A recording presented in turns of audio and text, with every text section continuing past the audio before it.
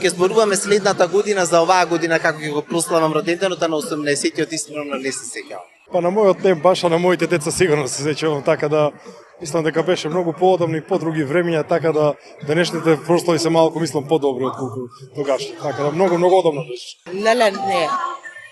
Стварно не се сеќавам.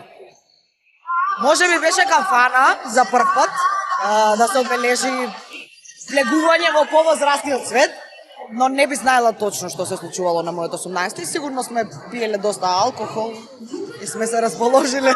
Тоа било хайлайтот на нашето дружење, така. Да, тоа е 2020 година короната, која беше го прослави во една скромна атмосфера, како што, нели, тоа го налагаше законот поради короната, али беше лудо и незаборавно. Се сеќавам кога наполнив, ама не се сеќавам дали сум славел. Моето полнолетство беше малку хаотично. Знам дека уште живее во Тетово, го прослави во Тетово во една дискотека и бевме многу луѓе, големо друштво, ама толку искрено. Толку само се сеќавам, знам што имав облечено едно како карирано комплетче. Да, но не беше толку одамна, 18-тиот роден ден, ама го паметам по тоа што не сум сакала никогаш нешто специјално за такви јубилеи. Го паметам по тоа што бев со најмилите и тоа ми беше доволно. Моето полнолетство го прославив дома, беше карантин. Така да ковидот тогаш беше на сила и не го прославив буквално.